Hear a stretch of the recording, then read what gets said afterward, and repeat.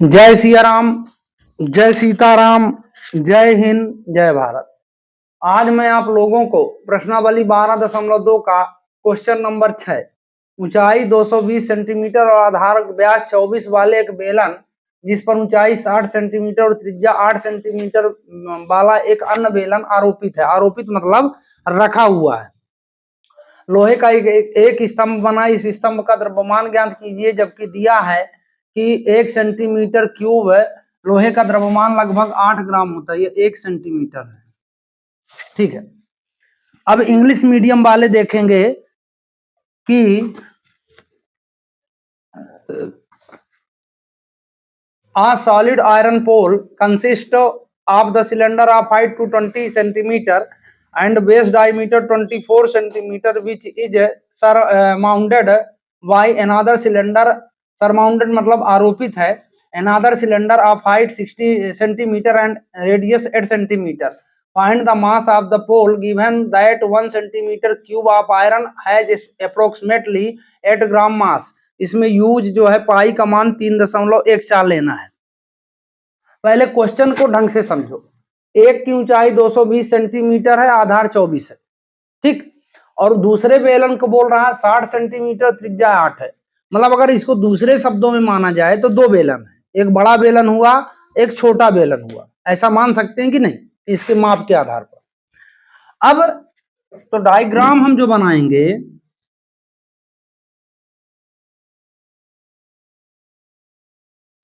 तो मान लो कि इसके ऊपर एक बेलन और आरोपित है, ठीक है, ऐसा।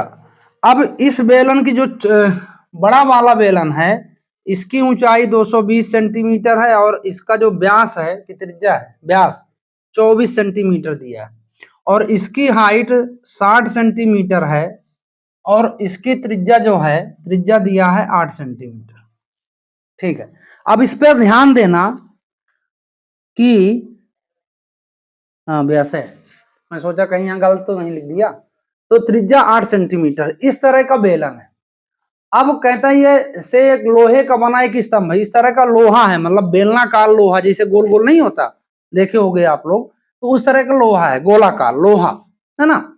और इस तरह का उसका आकार है। तो कुल मिलाकर अगर हम बड़ा बेलन और छोटा बेलन मान लें तो कोई गड़बड़ी नहीं है।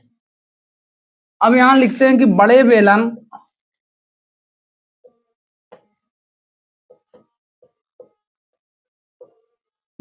की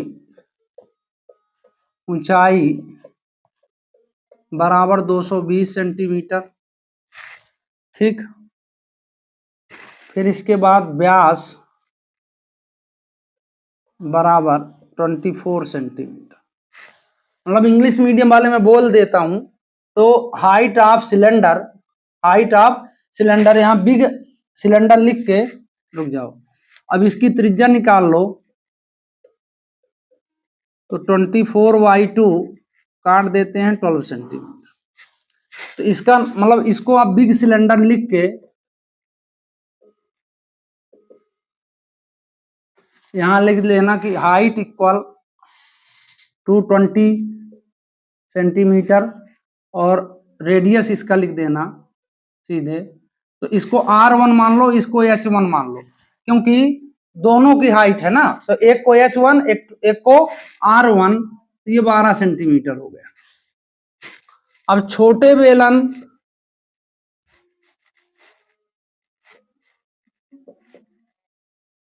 बेलन की ऊंचाई बराबर, छोटे बेलन की ऊंचाई कितनी है, 60 सेंटीमीटर, और इसकी जो त्रिज्या है बराबर 8 सेंटीमीटर, ठीक है ना। तो यहां लिखेंगे स्मॉल सिलेंडर। देखो मैं एक प्रारूप दिए देता हूं, समझ, सिलेंडर ऐसे आप लोगों को लिखेंगे बिग सिलेंडर। तो हाइट उसमें ये नहीं लिखना पड़ेगा। तो हाइट इक्वल 60 सेंटीमीटर और रेडियस इक्वल 8 सेंटीमीटर, ऐसा आप लोग लिख लेना इंग्लिश हिंदी मीडियम। अब कहता है कि इस स्तंभ का द्रव्यमान ज्ञात कीजिए। तो देखो इन दोनों सिलेंडर को, दोनों का आयतन हमको लेना पड़ेगा, तब ना पूरा वो पोल निकलेगा। जैसे मान लो कि एक मार्कर है, नीचे एक छोटा सिलेंडर लगा, एक बड़ा सिलेंडर लगा। अब कहता है कि इसका पूरा वजन, तो इस छोटे सिलेंडर का भी आयतन निकालना पड़ेगा, इस बड़े बड़े सिलेंडर का भी। फिर दोनों को जोड़ दो, दोनों को जोड़ने के बाद जो आपका आएगा वही उसका द्रव्यमान है ना, वजन है। तो अब इसमें हम सीधे चलते हैं कि स्तंभ का द्रव्यमान, स्तंभ का द्रव्यमान, तो यहां लिखेंगे वॉल्यूम ऑफ पोल,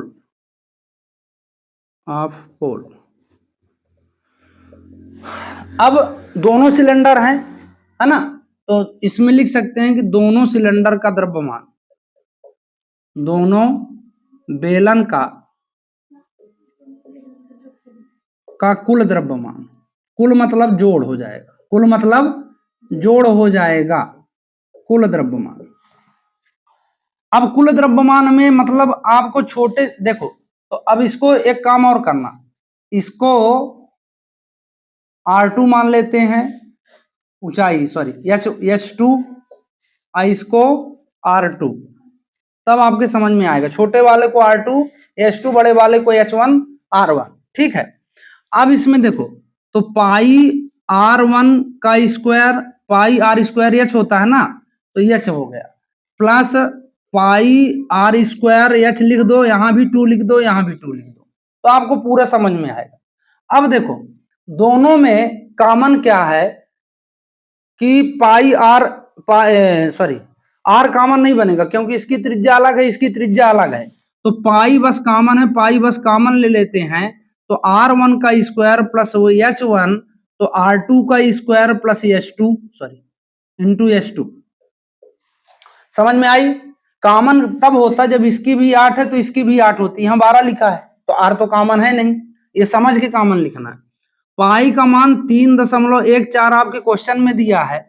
अब यहां से हम ऐसा बड़ा ब्रैकेट लगा लेते हैं, R1 का मान कितना है 12 का स्क्वायर, H1 कितना है 220, प्लस R2 हमारा कितना है 8 का स्क्वायर, और H2 कितना है अपना 60। बात समझ में आई? अब इसका गुणा कर दो तो 3.14, 12 बरहम 144 गुणे 220 प्लस 8 अठाई 64 गुणे 60, ये हो गया। अब चूंकि नीचे जगह नहीं है इसलिए मैं इसको मिटा देता हूं ऊपर वाले, ठीक। अब काम हमारा इतने में अब चल जाए। अब देखो अब इनका गुणा करना है आपको, तो 144 गुणे 22 कर लो, तो 22 चौक 88 की 8 हासिल 8, 22 चौक 88, 8 96 6 22 9, 22 एक कम 22 और 22 और 9 31, तो 31 और एक जीरो लग जाएगा, तो मतलब 3.14 31,680 प्लस, अब 64 का गुणा 6, तो 6 चौको 24, 4 2 6 चाम 36 2 38, तो 3 8 4, चूंकि ये 60 है इसमें ऐसे गुणा कर लेते हैं, ठीक। अब इसके बाद इसको, अब इनको जोड़ लो 3.14, तो इसको जोड़े तो गुणे 0 का 0, 8 4 12 की 2 हासिल 1, 8 6 14 1 15 की 5 हासिल 1, 3 4 1 5, और ये आ गया 355 20, 355 20। अब इसका गुणा करते हैं इसमें 314 में, तो 355 20 गुणे 314, 4 शून्य शून्य 4 दूनी 8, 4 पंचे 20 की शून्य हासिल 2, 4 पंचे 20 2 22 2 4 3 12 2 14, एक का गुणा करेंगे 0 2 5 5 3, फिर 3 का गुणा करेंगे 3 शून्य शून्य 3 दूनी 6, 3 पचे 15, 3 पचे 15 1 16 की 6 हासिल 1, 3 त्रिकाई 9 1 10। अब ये आपका आया 0 8 2 6 5 11 11 2 13 5 5 10 4 14 1 15 6 3 9 1 10 1 11 1 1। तो ये आपका गुणनफल आया 1 1 1 5 3 2 8 0। इतना आपका ये गुणा आएगा। ठीक, अब इसके बाद गुणा में आपकी रफ्तार होनी चाहिए। अब देखो इसमें 2 अंक के बाद दशमलव है, 2 अंक के बाद दशमलव लगा दिए हम, तो इसको हम ऐसा भी लिख सकते हैं 1 1 5 3 2.8। अब ये सेंटीमीटर में सवाल है तो सेंटीमीटर क्यूब। ठीक, अब आगे देखो कहता है कि अब आगे क्या कहता है कि 1 सेंटीमीटर क्यूब लोहे का द्रव्यमान 8 ग्राम है। कितना है? 8 ग्राम। तो 1 सेंटीमीटर क्यूब बराबर 8 ग्राम दिया है ना भार। तो इतने सेंटीमीटर क्यूब बराबर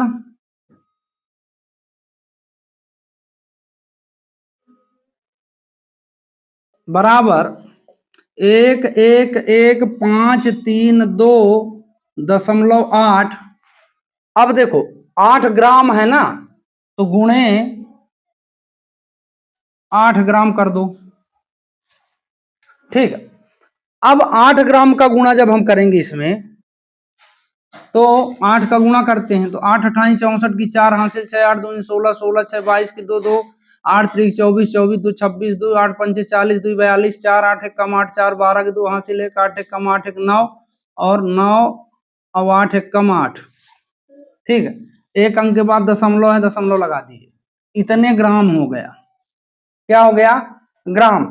अब अगर इसको केजी में बदला जाए तो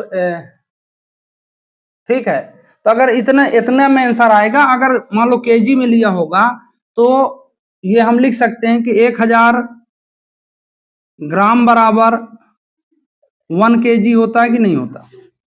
तो 1000 ये हो गया 8 9 2 2 6 2.4 ग्राम बराबर 8 9 2 2 6 8 9 2 2 6 2.4 बटे 1000।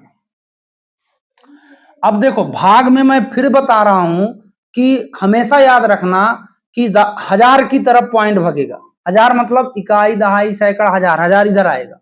और गुणा में हमेशा इकाई की तरफ पॉइंट भगता है, बस ऐसा समझ लेना, कोई गड़बड़ी नहीं होगी। इसमें कितने जीरो हैं? 3, तो 3 अंक बाद आ जाएगा यहाँ, तो ये आ जाएगा 892.2624 केजी। यही आपका, चाहे अगर ग्राम में आंसर दिया होगा तो ये है, केजी में दिया होगा तो ये है। आई बात समझ में? ठीक है, तो इस तरह आपको करना है। देखो इसमें चित्र इसी सवाल के हिसाब से बनाते हैं कि एक बड़ा है एक छोटा है, बना लिए, बनाने के बाद आप कर सकते हैं। अब आगे क्वेश्चन नंबर 7 देखते हैं। एक ठोस में ऊंचाई 120 सेंटीमीटर और त्रिज्या 60 सेंटीमीटर वाला एक शंकु सम्मिलित है जो 60 सेंटीमीटर त्रिज्या वाले एक अर्धगोले पर आरोपित है।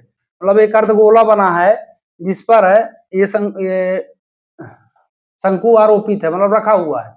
इस ठोस को पानी से भरे हुए एक लंबवृत्तीय बेलन में इस प्रकार डाला जाता है कि यह बेलन की तली को स्पर्श करे। मतलब शंकु जो है बेलन की तली को स्पर्श करे। यदि बेलन की त्रिज्या 60 सेंटीमीटर, ऊंचाई 120 सेंटीमीटर है, तो बेलन में शेष पानी का आयतन ज्ञात करो। इंग्लिश मीडियम वाले देखेंगे, a solid consisting of the right circular cone of height 120 centimeter and radius 6 centimeter standing on the hemisphere of radius 60 centimeter in place of right in a right circular cylinder full of water such that it touches the bottom. मतलब find the volume of water left in the cylinder if the radius of cylinder is 60 centimeter and height 180 centimeter. तो सबसे पहली बात मान लो कि हम ऐसा समझो, पहले एक सिलेंडर बना लेते हैं। ये क्वेश्चन है इतने बड़े बड़े हैं कि आधा बोर्ड तो क्वेश्चन में चला जाता है। ठीक, अब इसमें कहता है कि तली को स्पर्श करता हुआ एक शंकु है, तो मतलब लगभग ऐसा बना लो। देखो मुझसे आता चित्र ज्यादा अच्छा नहीं है, फिर भी मैं बना देता हूं। अब कहता है शंकु जो 60 सेंटीमीटर वाले एक अर्धगोले पर आरोपित है। तो मतलब कि यहाँ ये अर्धगोला यहाँ बन रहा है ऐसा, ये अर्धगोला हो गया, तो अर्धगोले का रूप हो गया, मतलब फिट है, अर्धगोले पर आरोपित है। ठीक है, अब इसके बाद नहीं सर, ठीक है, इस ठोस को पानी से भरे हुए एक लंबवृत्तीय बेलन में इस प्रकार तली में छू जाए, मतलब स्पर्श करे। ठीक है, यदि बेलन की त्रिज्या 60 सेंटीमीटर और ऊंचाई 180, या मतलब ये पूरा 180 है सेंटीमीटर है, और जो बेलन है उसकी त्रिज्या और गोले की त्रिज्या बराबर कहला जाएगी, क्योंकि 60 सेंटीमीटर हो जाएगा, और शंकु की ऊंचाई, ठोस में ऊंचाई 120 है, तो मतलब जहां ये अर्धगोले से शंकु रखा है, तो मतलब इधर से ये भाग यहां से यहां तक 120 सेंटीमीटर है, और इसकी त्रिज्या 60 है, तो दोनों सबकी त्रिज्या सेम है, मतलब उसकी भी त्रिज्या 60 है और बेलन की भी त्रिज्या 60 है। ठीक है ना, तो शंकु की भी त्रिज्या कितनी है, 60 है, उसकी भी 60, कुल मिला के ऐसा चित्र है। अब इसमें हल में लिख लेते हैं कि शंकु की ऊंचाई, शंकु की ऊंचाई, तो शंकु की ऊंचाई बराबर 120 सेंटीमीटर, त्रिज्या बराबर 60 सेंटीमीटर, तो हाइट इंग्लिश मीडियम में लिखेंगे height of cone, height of cone equal 120 और रेडियस इक्वल 60। ठीक है, समझ में बात आई ना, और रेडियस अर्ध गोले की त्रिज्या,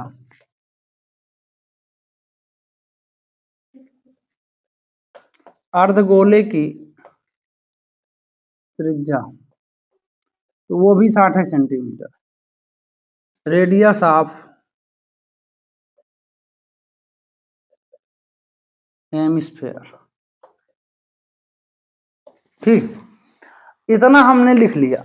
अब हमारी बात समझना, क्या कहता है कि बेलन में शेष पानी का आयतन, तो बेलन में जो पानी का आयतन है उसके लिए मतलब वैल्यूम ऑफ, पहले सिलेंडर में वैल्यूम ऑफ कोन का भाग और वैल्यूम ऑफ जो ये अर्धगोला है, ये अर्धगोला जो बना है ना इसके अंदर, तो इसका भाग माइनस करना पड़ेगा, मतलब टोटल पहले सिलेंडर का आयतन निकालो, उसमें शंकु का आयतन और अर्धगोले का आयतन माइनस कर दो, तो तुम्हारा क्या मिल जाएगा, वो शेष पानी का भाग है ना।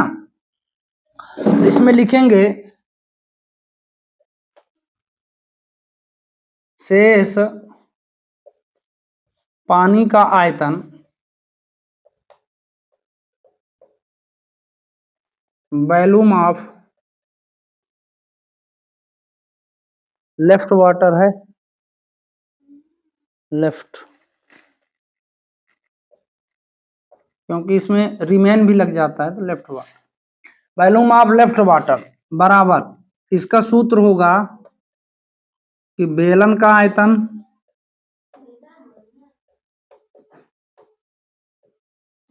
माइनस शंकु का आयतन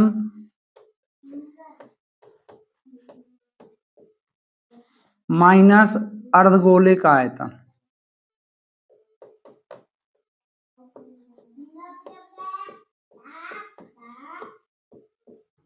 है ना। इंग्लिश मीडियम वाले क्या लिखेंगे, volume of cylinder minus volume of cone and volume of hemisphere.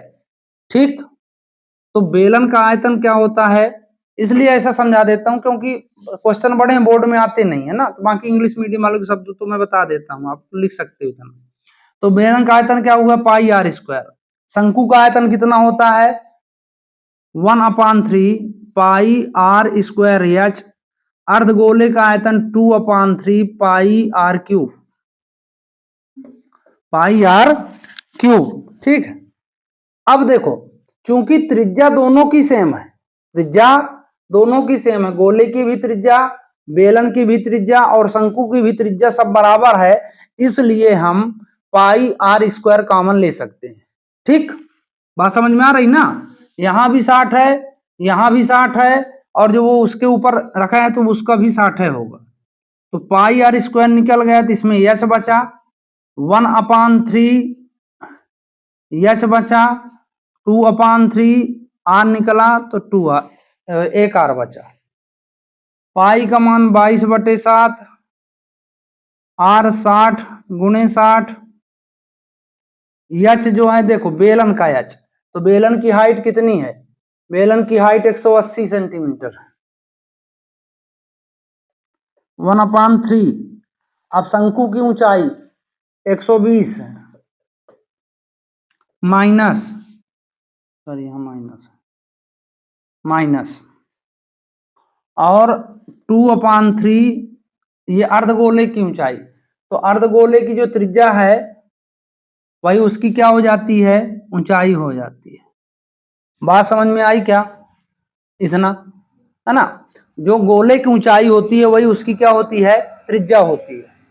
अब यहां से जो कटे वो काट देते हैं। 40 तिहाई 120, 3 से कटा 20 आया।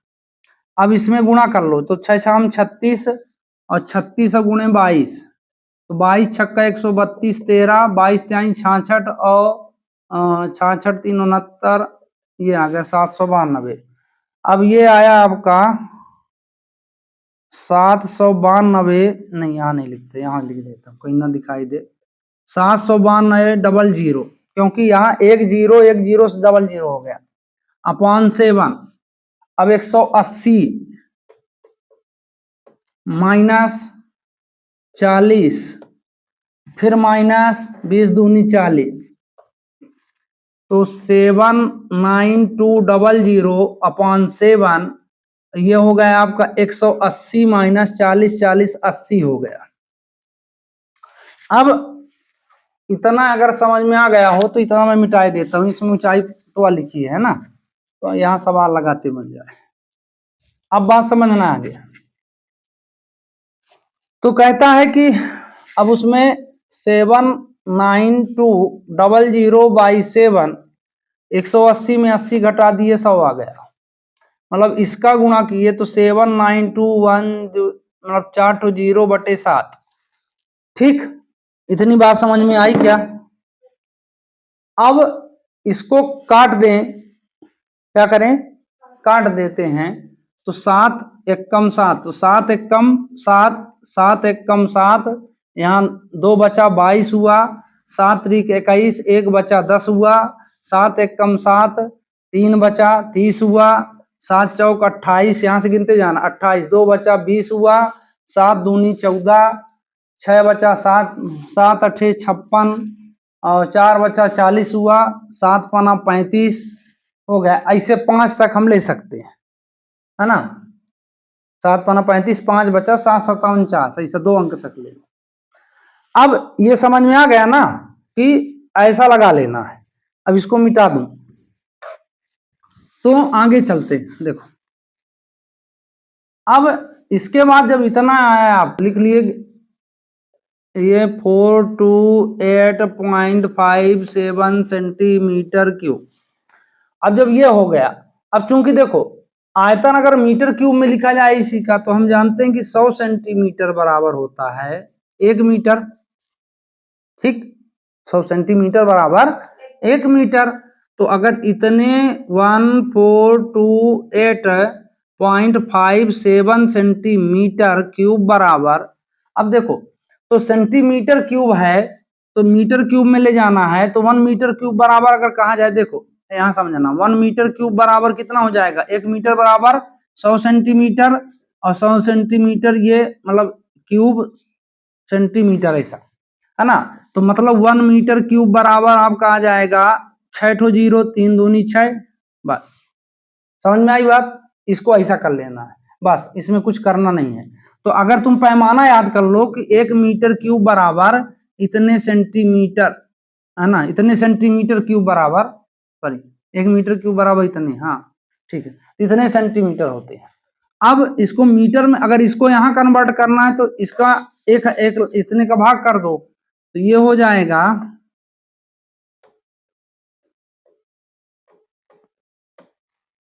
अपॉन, समझ गए ना, यहाँ 6 0 लिखना है। कितने? 6 0।